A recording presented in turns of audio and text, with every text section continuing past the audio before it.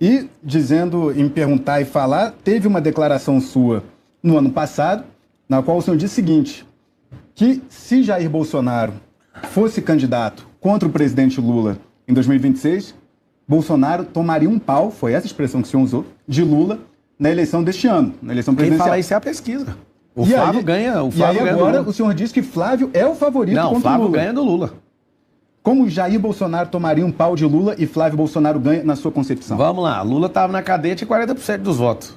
Lula solto, passou o carro e levou a eleição. Ele ia levar no primeiro turno, tá? Estava na campanha do Bolsonaro, ele ia levar no primeiro turno.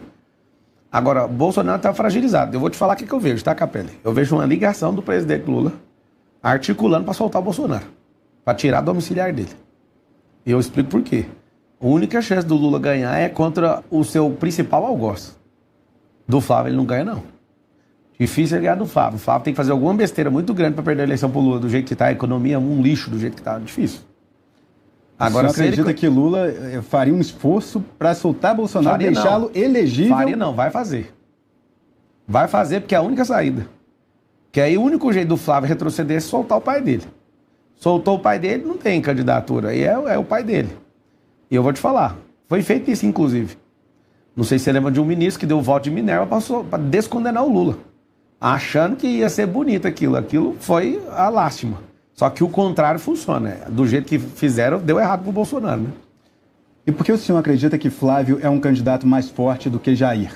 Porque é o seguinte, o desgaste, a fragilização da imagem, a questão da condenação é muito forte. O brasileiro, ele não entra no detalhe, ele não quer saber nem pelo que foi condenado.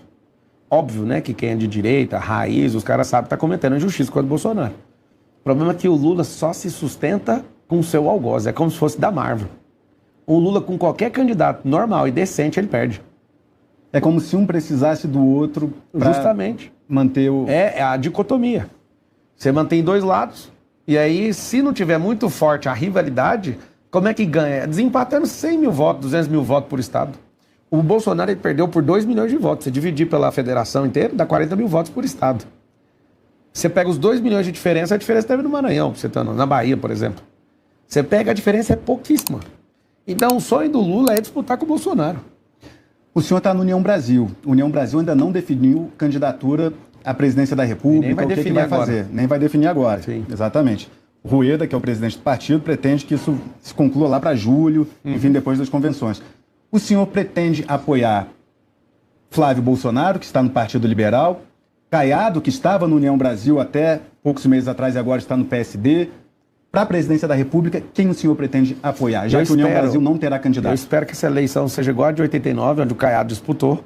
Ele sabe que não é nada fácil, falta só essa pedra na coroa dele. Um beijão para você, Caiado. Obrigado pelo que você fez no Estádio Goiás. Se der errado sua eleição para presidente, vire ministro da Justiça, tá?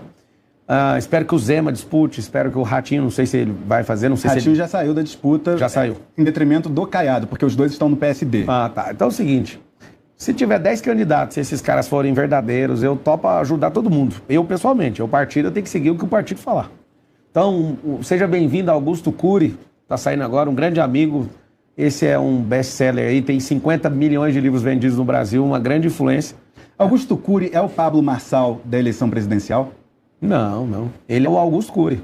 Você chamar Augusto Cury de Pablo, você está diminuindo ele. Pablo Marçal, que eu digo, é o outsider, não. Que não tem a estrutura partidária, mas que vai tentar ser um fenômeno. Porque para chegar numa eleição presidencial contra o presidente Lula, contra Flávio Bolsonaro, contra Caiado, sem ter um grande partido, sem ter experiência política, só funciona se a candidatura for um fenômeno.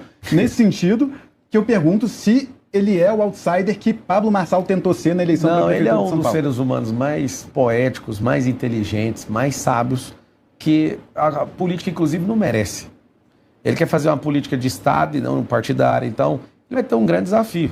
E eu gosto dos áudios do Augusto Cury, que ele manda para mim, ele fala, eu vou fazer isso só uma vez. Augusto, cuidado, acho que nós vamos precisar de você mais vezes nas eleições. Espero que você produza aquilo que o seu coração está pedindo. Precisamos de homens com esse perfil, precisamos de mulheres que têm esse perfil que você tem de nobreza. Para quê? Para transformar a mentalidade do povo. Obrigado por você estar se arriscando nisso aí também. Falta gente boa igual você na política. Ele pediu o seu apoio? A gente, como tem proximidade, eu mesmo, né, fui um grande entusiasta. Eu não acredito numa eleição polarizada onde tem só 2 candidatos, porque se der alguma coisa ruim com o candidato, perdeu todo o movimento. Então, se a gente apoia um único candidato e pensa só em um candidato, esse candidato tem um resfriado, vai, tuba ele e a gente perdeu a eleição. Além disso, é bom haver pluralidade também de candidaturas para cada um poder se identificar com aquela que acha melhor, né? Eu acho. Também sou entusiasta que quem ganhar a eleição para presidente tem que pôr o Caiado de ministro da Justiça. Primeira coisa. Porque ali é brabo. Ali eu assino embaixo no que ele fez em Goiás, porque eu nasci em Goiás e o que eu vi acontecer ali foi a coisa mais assustadora do mundo. A revolução contra a bandidagem, o Brasil precisa de alguém firme. Mas o senhor acredita que alguém vai quebrar a polarização entre Lula e a família Bolsonaro, hoje representada pelo senador Flávio Bolsonaro? Isso é possível.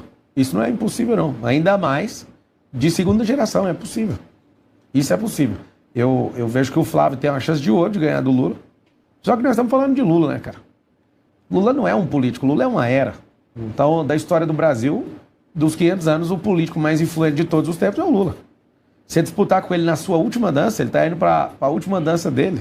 O que esse cara não vai fazer para essa eleição, ninguém nunca viu. Nem ele sabe o que ele ainda vai fazer. Vai ser um candidato mais forte ou mais difícil que em 2022? Ele vai estar no pior momento dele, na última chance dele e com a maior experiência que ele já teve até hoje. Isso é uma caixa de surpresas. Pra você ter uma noção, o que o Lula representa para o comunismo mundial, quando alguém perceber que ele vai estar perdendo, vai vir injeção de energia por todos os lados do planeta. Espere, no mínimo, 89 nações ajudando ele. Essa campanha vai ser muito focada na pancadaria, né?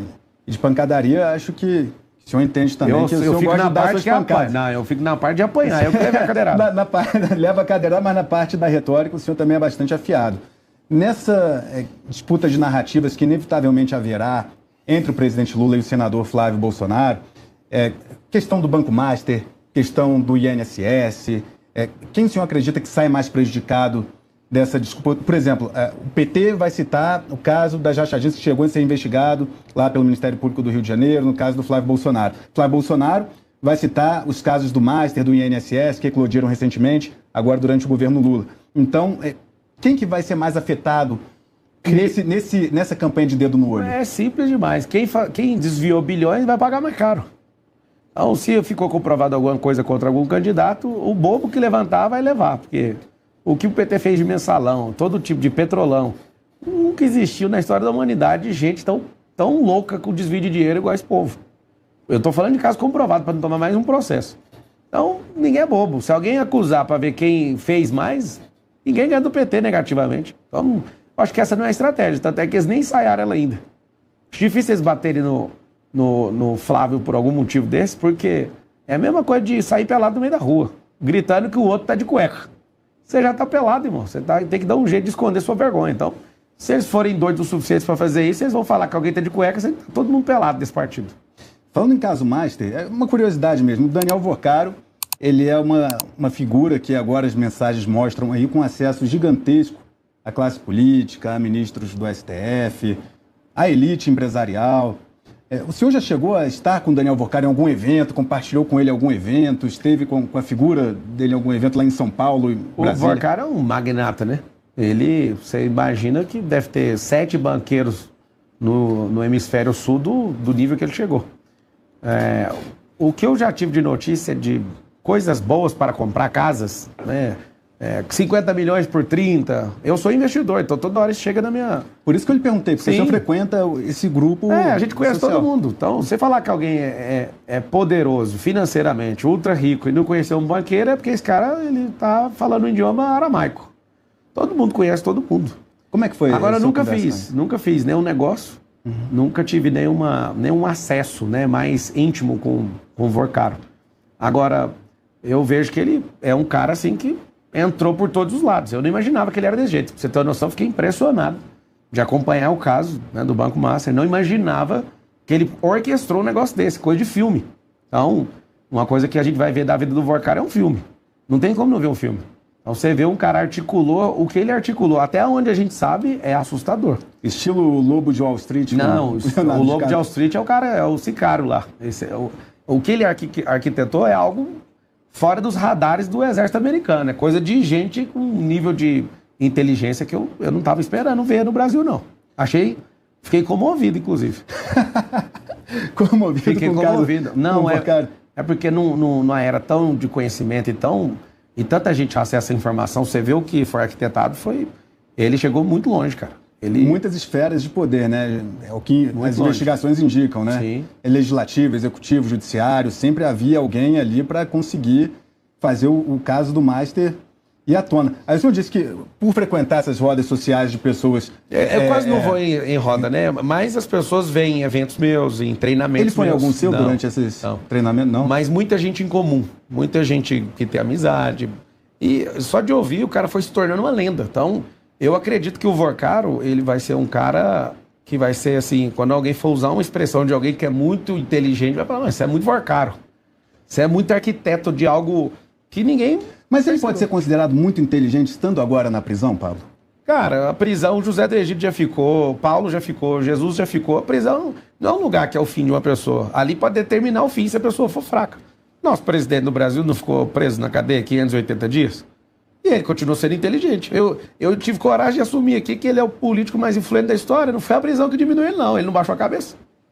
Então, quando você olhar para algo, esse algo não determina o futuro de uma pessoa. Determina se ela desistir.